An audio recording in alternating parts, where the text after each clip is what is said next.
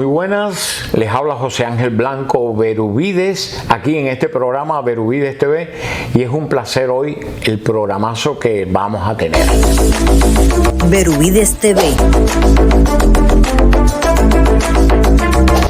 Arte, sabor, color. Comparte. Tenemos invitado a una personalidad maravillosa, un ser humano increíble, y yo creo que es uno de los cubanos más emblemáticos que tenemos aquí en el exilio. Con ustedes, Lilo Vilaplana, el director de cine cubano que está aquí con nosotros hoy compartiendo. Lilo, ¿cómo estás? Un placer, encantado de tenerte, amigo. Y qué alegría poder lograr esta entrevista. Lilo, la primera entrevista mía es que tú les digas a nuestros seguidores quién es Lilo, cuándo nació y en qué lugar naciste. Lilo es un guajiro de Novita, Camagüey, Cuba. Nací el 29 de octubre del 65. Wow. 65 allá en mi pueblo, con el mar al frente y el monte a la espalda. Y nada, un tipo que soñó algún día con contar historias, y las he contado con cuentos, con obras de teatro, con televisión, con cine. Me gusta contar historias. ¿Cómo influyó tu padre, tu mamá, tus amigos en este mundo que comenzaste de cinematografía? Mira, es muy simpático porque yo, en mi casa, yo vengo de una familia, mi padre estudió hasta el 4º grado, mi madre fue mecanógrafa, taquígrafa, pero realmente era ama de casa. En mi casa yo vengo de una familia que mi padre hacía carbón o vendía en un carretón balones de gas. Yo iba con él montado llevando balones de gas a las casas.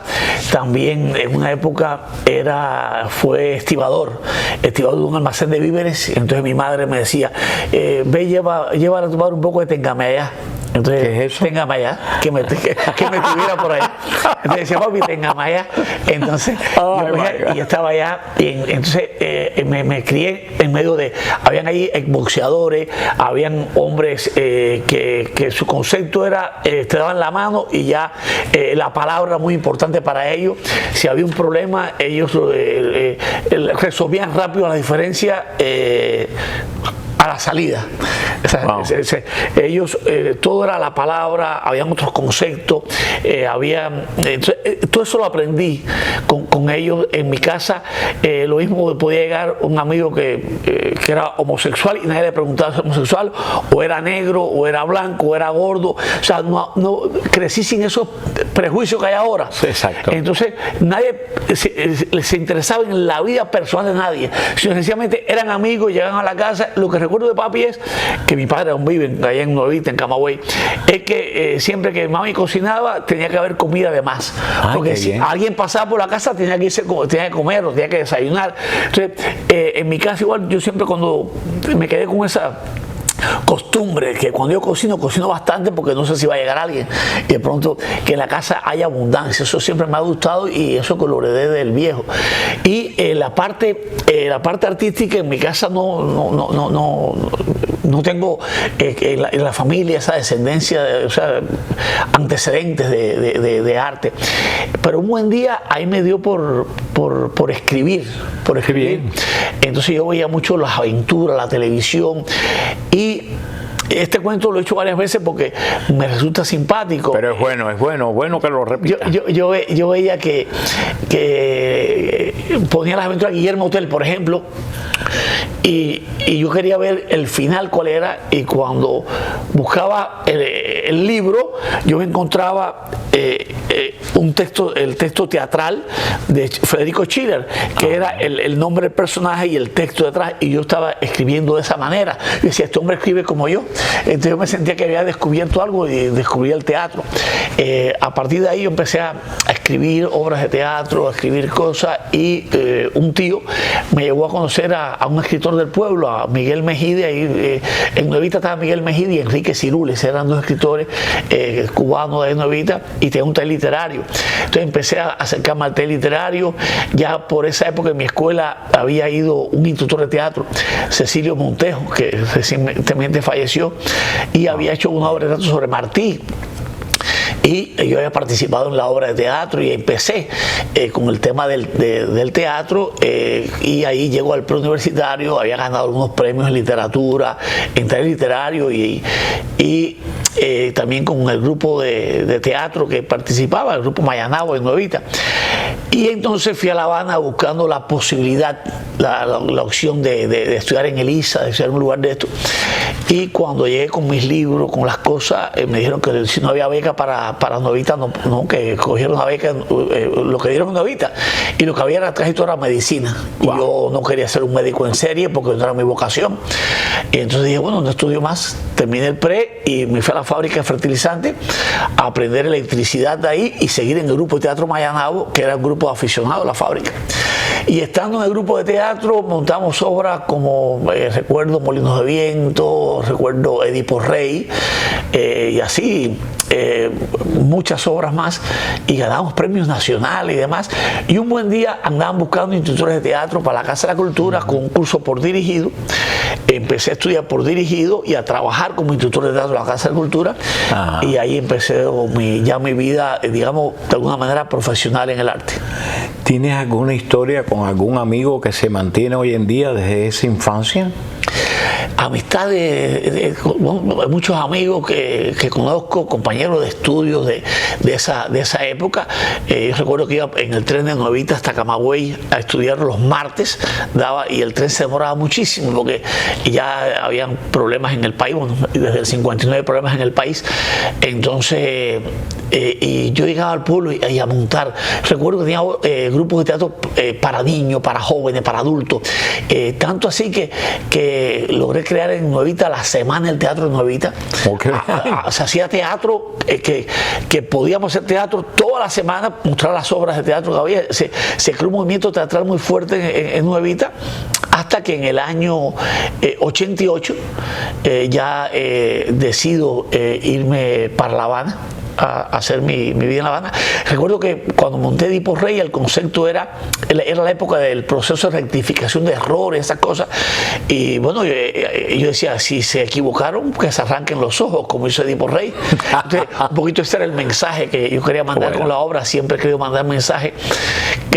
Creo que a mí lo que me gusta del arte es eso, ¿no? Que te da la opción que le muestras al mundo concepto, que puedes dar mensaje, que puede estar implícito una enseñanza, que le puedes decir a la gente, bueno, yo pienso de esta manera y creo que esto es lo que creo de tal, es una posición que asumes ante un hecho. Sé que eres director, escritor, libretista y también docente. Entre estas 4 cualidades y actitudes que tienes, ¿en cuál te sientes más cómodo? Yo disfruto desde dirigir una serie grande, como hace poco hicimos el Capo 4 con Paramount Colombia, una serie que cada capítulo valía $900,000, wow, que hacer La Muerte del Gato, que es una producción independiente con mi compañía Vila Plata Film. Esa te quiero preguntar. Y costó $12,000. Wow. Lilo, tengo entendido que una de tus primeras obras fue La Casa Vacía, ¿correcto? No.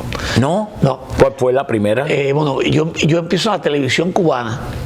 Y cuando empiezo en la televisión cubana, bueno, ahí yo llegué a La Habana y empecé a tratar de entrar a la televisión cubana, y hice de extras, empecé a tratar de hacer asistencia de dirección, viví en la calle como 2 o 3 meses, dormía donde me cogía la noche, en casa de los amigos. Como casi todos los artistas, dormía, ¿verdad? En el cine Pairet de día, la tarde corría para descansar, y en la noche recorría La Habana, conocí La Habana muy bien. hice una asistente de dirección, empecé con una primera oportunidad que me dio Roberto Villar y Raúl Guerra, mira, ambos fallecidos, con Viva el Disparate, una serie infantil de 16 capítulos, también actué en uno de los capítulos, y también luego hice Esperaré que crezcas, de asistente de dirección. Luego, como director asistente, trabajé con Eduardo Macías en Los Papaloteros, que fue una aventura que muchos muchachos recuerdan. Luego vino dando vueltas, que empecé como guionista y director, era en vivo, escribía, dirigía, y la pasé muy bien en esa época. Aprendí mucho porque hacer un programa en vivo en Cuba, en medio de tantas dificultades, era como te digo, bien difícil. Tú ganaste un Emmy y te presentaste en Cannes. Cuéntanos de esa experiencia que para mí fue impactante. Bueno, en Cannes estuve con La Muerte del Gato y con La Casa Vacía, con 2 cortometrajes. El Emmy fue, el primer Emmy que gané fue en el 2014-2015, con, eso se llamó Arrepentidos, que lo hice con Fox Telecolombia para Nat Geo, y era un docudrama de 6 capítulos, y el Emmy es Mejor Obra de Habla No Inglesa en prime time norteamericano. Eso lo hice en mi estancia en Colombia. El segundo Emmy que ganamos, lo ganamos hace poco con Leyendas del Exilio, el programa de Willy Chirino, con un docudrama en la costa este. Y en la esquina del corto, en Cannes, estuvimos con La Muerte del Gato y con La Casa Vacía 2 veces. Eso fue en el año 90 primero, ¿no? No, al principio. No, en Cannes fue en el 2014 con La Muerte del Gato y en el 2016 con La Casa Vacía. Qué bueno, qué interesante. Tu experiencia, Lilo, cuéntanos de Colombia. Cuando trabajaste en El Capo, ¿qué te pareció Colombia? ¿Cómo te aceptaron? Porque me dijiste que Colombia ha sido una puerta maravillosa. Sí, llegué a Colombia en el 1997. Salí de Cuba el 28 de enero del 97. Allá en Colombia comencé como asesor dramático de la empresa TV Cine. Luego guionista y director de una cosa que se llamó un docudrama, Siguiendo el Rastro. Me han gustado mucho hacer docudrama. Docudrama hice Siguiendo el Rastro, Expediente, Una Investigativa, Justicia o Ley, Arrepentidos y Leyendas del Exilio. O sea, siempre he hecho mucho docudrama. Me gusta el documental como el dramatizado, porque es una manera de recoger la memoria histórica. Entonces en Colombia empecé primero, hice también una serie que se llamó Tabú, con Ali Umar, era el director, y yo era un poco el director de cámaras en ese momento. Luego ahí mismo te dije Siguiendo el Rastro, y luego monté una academia y productor independiente que se llamó Tespis. Ahí fue donde ejerciste como educador, como docente. Como docente, sí. Anteriormente en la Universidad de Lacún también di clases de edición, o sea, impartí clases de dirección, impartí diplomados de dirección de actores allá en Colombia. Y en la academia fueron 3 años que tuve una academia donde formamos profesionales, formamos actores, también técnicos de televisión que actualmente trabajan en Colombia en esto. Y ya cuando teníamos la academia, estaba madura, empezamos a producir independiente en la academia. Hicimos el docudrama Justicia o Ley, hicimos otra serie, se llamó Autostop, y también producíamos para Telecolombia Expediente y Unidad Investigativa, que eran series diarias. Se grababa muy fuerte, eran las jornadas de rodaje en esa época. Déjame decirles algo a todo mi público, que Lilo Vilaplana, para nosotros los cubanos y los que estamos en el exilio, eres una referencia de antes y después. A ver, ¿por qué tú crees que has marcado una gran diferencia en esta comunidad cubana y en esta comunidad latina en general? Bueno, en la comunidad cubana, me imagino que por el cine histórico que hago, muchas personas desconocen, incluso se asombran que he dirigido las 4 temporadas del Capo, cuando ganamos 8 premios India Catalina, 8 premios TV y novela, mejor serie, mejor dirección. Que desconocen muchas veces que dirigí novelas que se han visto aquí, como Por Amor, Un sueño de Amado Salsa, La Dama de Troya, series como La Mariposa, Lynch, Mentes en Shock. En una época en Colombia escogía a los mejores directores del momento en Colombia, los 5 o 6 más importantes, y dirigían las series grandes como Mentes en Shock, como Tiempo Final, Sin Retorno, Lynch, y yo estaba entre esos directores, eran casi todos colombianos, y el único cubano colado ahí era yo.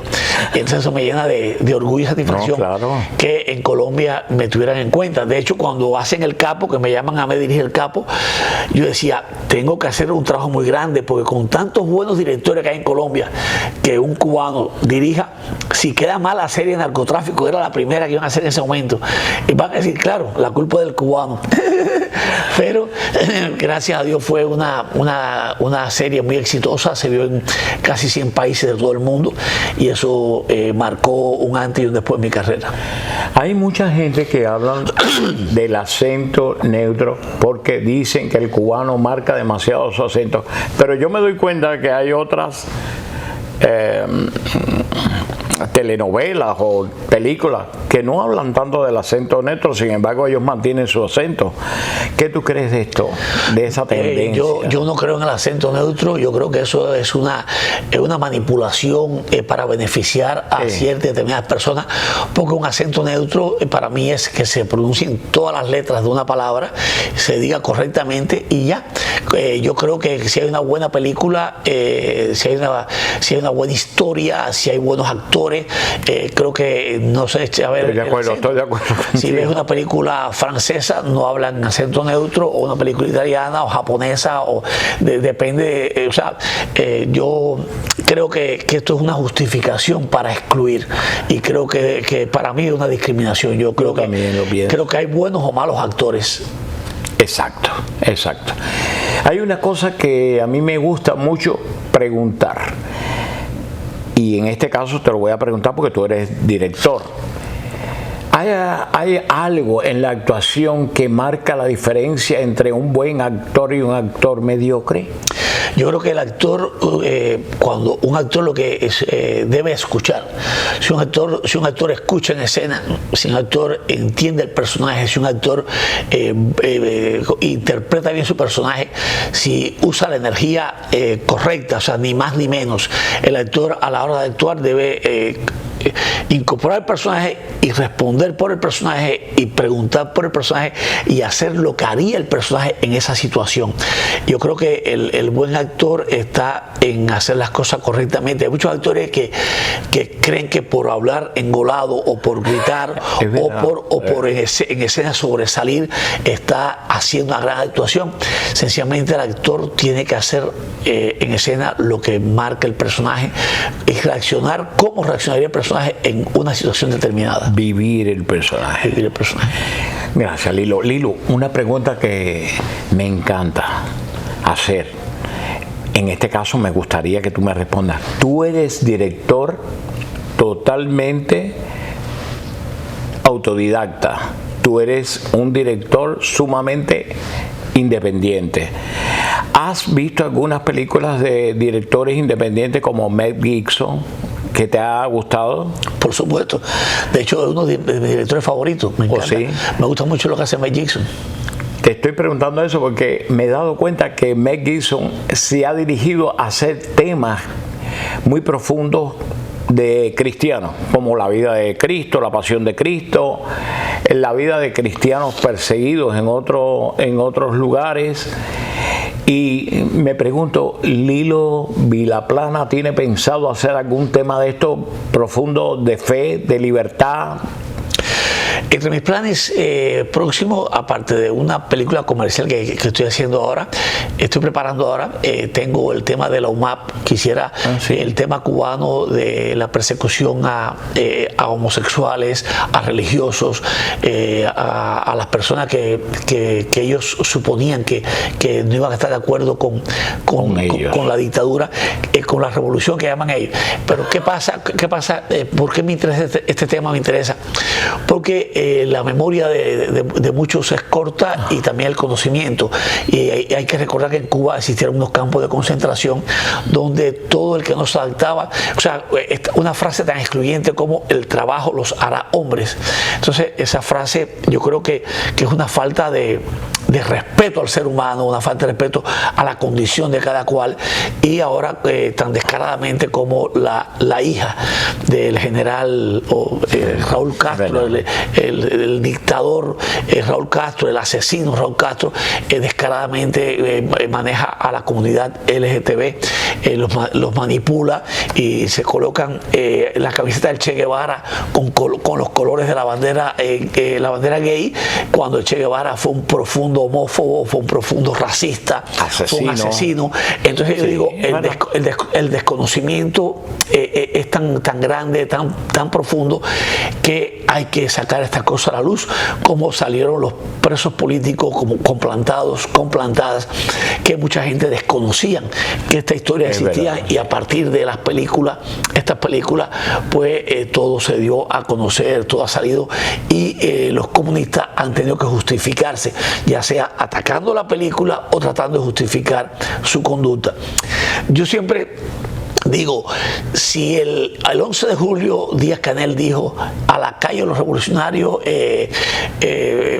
la orden de combate está dada contra un pueblo que pedía libertad, ¿cómo será eso dentro de las cárceles? Que ni siquiera tienen armas, ni siquiera tienen cómo defenderse. Si ellos en la calle abiertamente dicen eso en televisión, ¿cómo será dentro de las cárceles que actúan con total impunidad? Exacto. Entonces, a mí siempre me sorprende y me emociona el tema de los presos políticos, porque las convicciones de los hombres y mujeres que están encarcelados por un ideal siempre es para respetar.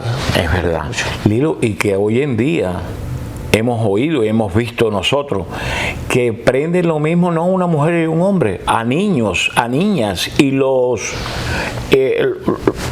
aniquilan, porque los desaparecen de su entorno, de su familia, de su pueblo. Eso es digno de publicar para que la gente sepa lo que es el comunismo, porque la gente habla del comunismo como la maravilla del mundo, pero ¿qué es el comunismo? Si miramos a través de la historia, vemos la cantidad de asesinatos que han habido en todos estos países, en Rusia, en Corea, ¿me entiendes? En Cuba mismo, en Nicaragua, en Venezuela, con lo que está pasando. Esto mismo de Venezuela. Cuando cayó el muro de Berlín, ¿para dónde corrió la gente? Para el otro lado, para la derecha, como dicen ellos. Exactamente. Eso es otra cosa. La mayoría de los comunistas dicen la ultraderecha, y ellos no son ultraizquierda. Pregunto. Así. Porque son más ultraizquierda. Son más todavía. Otra cosita que quiero preguntarte, porque aquí tengo una de las cosas. Octavio Paz para mí siempre significó un hombre emblemático en México, porque él, aparte de que ganó el premio Nobel en el año 1990, él tiene una frase que yo la copié para decirla, para que tú después me des una extensión de esta frase. Dice: la ceguera biológica impide ver, pero la ceguera ideológica imprime pensar. Es decir, te suspende el pensamiento. ¿Qué tú crees de esto? Totalmente de acuerdo. Totalmente de acuerdo. Ser ciego o invidente es una condición biológica. Pero si tú no quieres ver lo que está frente a ti, si tú no investigas, si no te preocupas por investigar qué pasa, pues entonces te conviertes en un ignorante político. Y un ignorante político es muy peligroso, porque puedes apoyar causas malas para el ser humano, causas perversas, como es la dictadura castrista en Cuba. Correcto. Yo siempre digo, si se lanzan al mar buscando libertad sin importar nadie. El mar, alta mar en una balsa es un acto suicida. Si las personas se lanzan al mar por escapar de un lugar, si las personas se tratan de escapar en el fuselaje de un avión, tratan de escapar como sea de un país, no es porque están las cosas bien en ese país. Si el país se sostiene de la remesa que le envía el exiliado, si un país no puede andar bien cuando le hacen actos de repudio y critican al que se va del país y luego reciben remesas y reciben recarga y reciben dinero del que le gritaste gusano, mercenario, apatria. Entonces, ¿quién tiene la razón? ¿El que grita improperios contra el que se va o el que después de ser humillado, gritado, vejado, lanzaron huevos a muchos, regresan? Están en el exilio y le mandan dinero. Qué acto de amor tan grande por la familia, ¿no? De tratar de sostenerlo en medio del desastre que hay en el país. Entonces, yo digo, ¿cómo esas personas que están dentro de la isla no se dan cuenta o no dicen hasta cuándo? Yo creo que por ser la calle a caminar y decir, yo no quiero más esto, yo quiero libertad. Es verdad, hace falta la libertad para Cuba, como también para otros países. Hablando un poco de personajes, tú trabajaste con un personaje en La muerte del gato, que es Jorge Perugorría, ¿correcto? Sí. Y también has trabajado con muchos personajes. Cuéntame, ¿cuál ha sido tu más bella experiencia con cualquiera de esos personajes con los que tú has trabajado? Digamos, que ha quedado como un buen amigo. Que... No, yo trato de zanjar los problemas, el plan político que uno tenga, uno lo discute. Porque yo, para Cuba, quiero que el día de mañana no quiero un solo partido. Yo quiero que exista pluripartidismo, que haya muchos partidos. Por eso me encanta que aquí hayan otros partidos. Me duele mucho que el partido, ahora voy a la pregunta en sí, me duele mucho que el Partido Demócrata haya metido este giro tan fuerte a la izquierda, porque creo que deben existir dos buenos partidos para votar, porque si hay una competencia buena entre partidos, quien se beneficia es el pueblo. Correcto. Tiene buenas propuestas. Así que con mis amigos, tengan la ideología que tenga, trato de, como somos amigos de años, de discutir, de llevar con inteligencia la discusión. Prefiero discutir con argumentos, y he tenido discusiones con argumentos con Jorge. Por ejemplo, cuando hicimos La muerte del gato, yo le dije a él, el cuadro de Fidel lo vieras de cabeza, y él me dijo, pero no sé, él vive en Cuba, ¿no? Sí. Y le dije, es lo que nosotros hacíamos en Cuba, yo lo viera al cuadro de Fidel de cabeza y quiero que esté en la película. Y él me dijo, y puedo decir, papá, puedo decir, le dije, sí, tú di lo que tú quieras, pero la imagen de Vibrar la cabeza hay que hacerlo. Tú no haces en Cuba de un oficial del MININ, o no haces de una persona así, aquí estás haciendo de una persona que no está de acuerdo con el sistema, que también existe. Tú eres un actor que interpreta personajes. Realmente al final él lo hizo, poner a Fidel de cabeza y se castigado de nuevo, y lo vira de cabeza y lo castiga. Pero él me dijo, no, puedes decirte la foto, papá. Le dije, tú di lo que tú quieras, pero la imagen la quiero. Y se hizo así como yo quería que se hiciera. Bueno, a mí me interesó muchísimo esa película, porque entre las cosas que aprendí es que ese personaje de la señora chivata de los CDR, sí, es emblemático en todo el régimen de Cuba. Desde que yo tengo uso de razón, que yo salí hace muchísimos años, siempre, hasta siendo niño, le teníamos no respeto, sino odio y mala voluntad a ese tipo de personaje que es un chivato. Sí, mira, Jorge Perugorría, yo lo conocí en Cuba desde la época que él se llevaba una baldosa para hacer el piso de su casa, una el piso de su casa, de la época que empezamos allá en la televisión. Cuando él hizo el casting para Freddy Chocolate, nos sentábamos en San Miguel afuera y conversamos acerca de... Y yo dije, tú, yo no te veo en el personaje del gay, te veo en el joven, pero mira qué buena visión tenía Titón, pues fue un éxito la película, le fue muy bien con esa película. Jorge y yo, o sea, cuando yo estaba en Colombia, en uno de estos capítulos que pidieron, me dijeron, Lilo, para que traigas un actor cubano reconocido, y entonces yo pensé en Jorge Perugorría, porque un actor actor cubano internacional, y lo llevamos, hizo un capítulo de Mentes en Shock. Me gustó mucho porque darle oportunidad a cubanos en el mercado internacional es muy difícil. Fíjate que las películas cubanas se quedan en Cuba y 2 o 3 festivales que ellos consiguen colarla, y por mucho lobby que hacen los comunistas, pues logran que los izquierdistas le dan unos premios. Algunas tienen su calidad, pero otras no tienen la calidad como para esos premios que le dan, pero eso sucedió. Y yo me dio alegría poder llevar un actor cubano al mercado internacional. Luego vieron el trabajo de Jorge, que es un profesional, y hicimos la serie Lynch, de la cual yo dirigí 3 capítulos, y él hizo la serie completa como protagonista de esa serie. Y después lo invité a hacer La Muerte del Gato, hizo La Muerte del Gato conmigo, que creo que es un cortometraje icónico, un cortometraje que la gente recuerda y fue en su momento muy importante. De hecho, nos ganamos el premio al mejor corto de América Latina en España en el 2014. Podremos tener diferencias políticas, hay cosas que me gustan, cosas que me gustan, y lo voy diciendo. Hace poco hicieron un festival de cine verde, lo hicieron frente en Isla de Pino, frente al presidio, donde están los presos políticos que la historia está implantados, y entonces decía, aquí plantando árboles, como que yo tergiversar la palabra plantado, y Jorge se prestó para eso, y son cosas que no me gustan de las que hacen, a pesar de conocernos, de toda la vida, o sea, del trabajo en la televisión.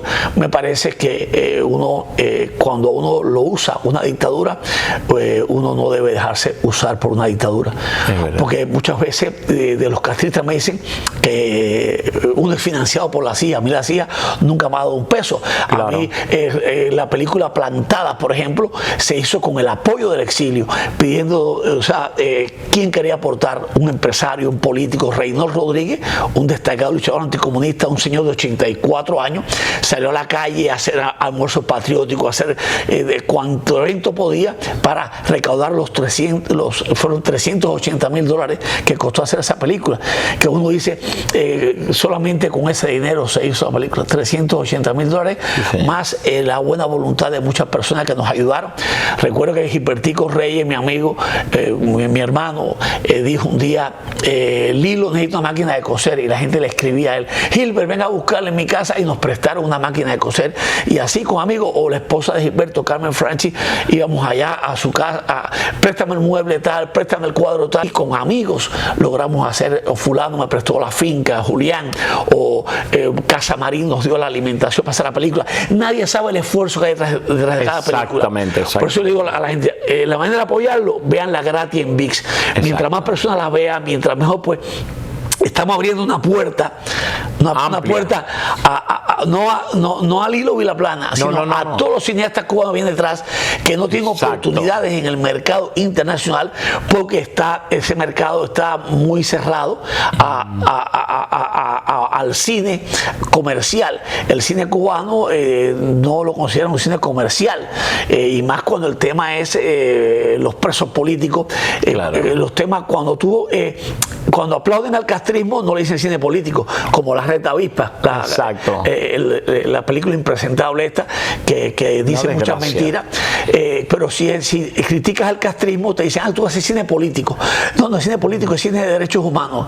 Plantados y Plantadas son 2 películas de derechos humanos. Que por cierto, yo era fanático de Penélope Cruz, y desde que le vi la actuación la anulé, porque no es justo que hablen mal de las personas que están en el exilio y que están en contra de un régimen. Entonces hablan de libertad y no practican la libertad, y hablan mal del exilio y no conocen al exilio. Porque mira, nosotros, que tú estuviste en la diáspora, que por cierto vamos a hablar de la diáspora ahora. Cuando estuviste en la diáspora, que fuimos a la presentación de Rocío Monasterio con Marián, que se habló, yo dije para dentro de mí, qué importancia tan grande que la gente en el mundo vea la misión tan maravillosa que se está haciendo en la diáspora, que tú estás dirigiendo también. Cuéntanos de eso. Mira, Marcel Felipe me invita a mí a hacer un poco el recuento de la historia de Cuba y la lucha anticomunista desde el exilio y dentro de la isla. Y creo que es uno de los proyectos más importantes que he hecho en los últimos tiempos. Hay un equipo de trabajo grande, los instaladores, los artistas que hay detrás de esto. Y entonces, muy de la mano con Marcel, estamos recorriendo la historia de Cuba, de lo que era Cuba. Desgraciadamente, en lo que cayó con el vacío de poder en el 59 y Fidel Castro de manera oportunista llega al poder, cómo se instala.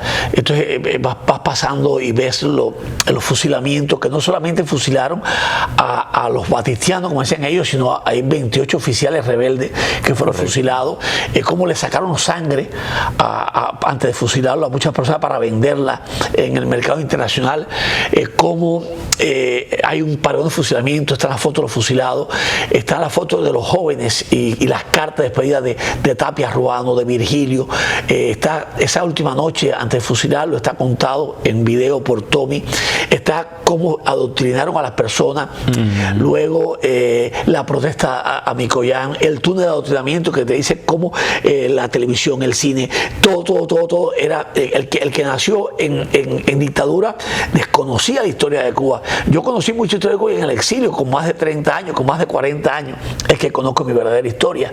Tenías dos opciones, la UMAP o ir a que te adoctrinaran, cómo te vigilaban. Luego está la lucha de la brigada 2506, te explica por qué se llama así la brigada, Alfa 66, la lucha del Escambray, la lucha en toda Cuba, los grupos armados del exilio, también te explican realmente cómo fue la captura del Che Guevara, las cárceles, hay una reproducción de las cárceles, quiénes fueron los plantados, las plantadas. Sí, lo vimos. Luego están las masacres, éxodo y exilio, todas las masacres, la del remolcador 13 de marzo, la masacre del río Canímar, la masacre de Bahía Honda, de Barlovento. Luego sales a todos los éxodos, Pedro Pan, crimen de hermanos al rescate. Luego están tienen el éxodo también, no solamente el éxodo de estos, sino la represión que hubo con los cristianos. Exactamente, está la OMAP, hay unas cosas de la OMAP, y luego viene el exilio, o sea, la radio, el cine del exilio, la música, luego los líderes políticos del exilio, y para cerrar, o sea, también está la denuncia en Cuba, las injerencias en otros países, también está los fracasos del castrismo, el periodo especial, se habla de todo lo que iba pasando en Cuba y los éxitos de los exiliados cubanos, y al final la Cuba de antes, la Cuba como está actual y la Cuba que podría ser en el futuro. Que podría. Porque nos hace falta dar esperanza. Claro. Y hablaste ahorita del cine, podríamos hacer mucho más cine si contáramos con mucho más apoyo,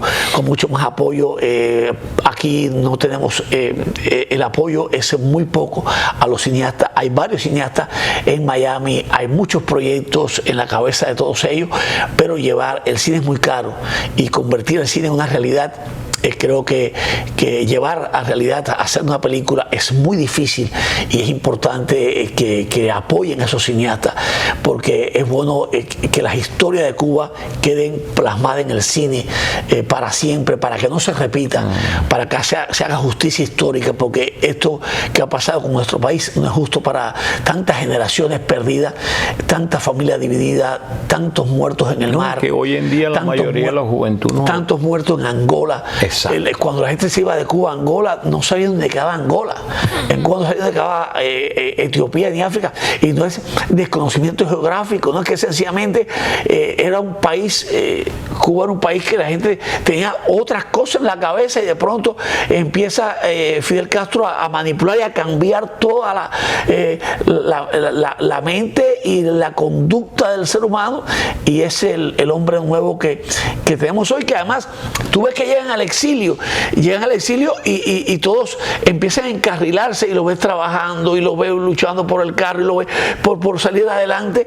O sea que el problema en el futuro se estudiará el tema cubano como un proceso innecesario. Exacto. Y esa clase durará en la escuela, ¿qué? 20 minutos. Mira, 65 años de historia, 70 años de dictadura comunista, se resume en un proceso improductivo y de desastre para la isla. Involución. No revolución. Y una cosa que de verdad que es marcado es esa misión que están haciendo ustedes en la diáspora. ¿Para cuándo tú crees que se va a poder entrar y ver todo ese programa? Bueno, ya se puede entrar y se puede ir viendo hasta donde está construido en el Museo de la Diáspora, pero falta todavía. Yo creo que según mis cálculos hace falta un par de meses para terminarlo. Lilo, una preguntita que me gustaría que tú hablaras con tu público. ¿En qué podemos apoyar todos? No solamente los directores, ¿en qué podemos apoyar todos los que somos ciudadanos libres? Cubanos libres, venezolanos que estén libres, nicaragüenses que hayan salido de esas dictaduras y están aquí. ¿En qué podemos ayudar al cine en general? Mira, en este momento, en el caso mío, en VIX, la plataforma VIX, usted puede ver la película Plantadas. Se puede ver gratis con comerciales, o si usted paga algo, pues la ves sin comerciales.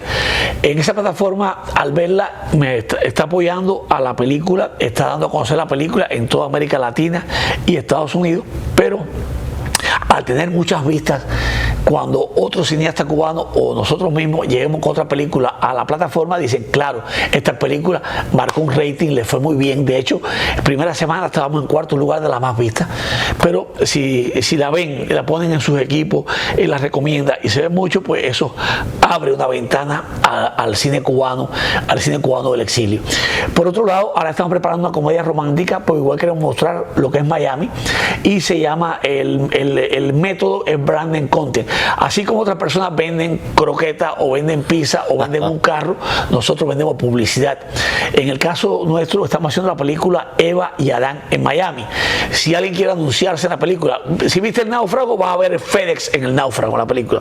Pues aquí, si tú tienes una cerveza, tienes una empresa, pues la marca puede estar incorporada a la película. Es una comedia romántica, queremos hacerla con actores internacionales. Entonces, Eva y Adán en Miami, se pueden comunicar conmigo por Lilo Vilaplana, por interno, en mis redes, en Instagram o Facebook. Lilo Vilaplana, me buscan, quiero estar en tu película, y ahí pues nos ponemos de acuerdo qué cantidad podrías para que aparezca tu marca en la película. Esta es Eva y Adán en Miami, una película totalmente comercial, una comedia sobre Miami. Y ya para el siguiente proyecto, que es sobre el OMAP, pues también con Reinaldo Rodríguez estamos haciéndolo. Vamos a empezar a hacer eventos para recaudar fondos para hacer esta película, que sí es netamente patriótica, pero también vamos a llevarla a la plataforma para que la historia no quede en el olvido, para que se haga justicia y para que no se repita nunca más el horror que se ha vivido el pueblo cubano por culpa de una dictadura comunista. Gracias, Lilo. Déjenme decirle que me siento muy honrado de tener a este personaje, a quien considero un gran amigo y una persona que tiene mucho para dar todavía. Así que esperamos que contribuyan, que ayuden al cine, que lo sigan y que también nos sigan a mí aquí, que voy a traerles personajes maravillosos como Lilo. Lilo, muchas gracias. De verdad me siento muy honrado que hayas estado conmigo y que veamos todo lo que tienes en el futuro, que me imagino que va a ser muchísimo todavía. Lilo es muy joven, yo todavía le llevo a él 10 años, él habla, pero yo le llevo todavía muchos años. Les espero aquí, suscríbanse a mi canal José Ángel Blanco Berubides, y ya saben que como Lilo vamos a tener otras grandes personalidades. Hasta pronto, nos vemos.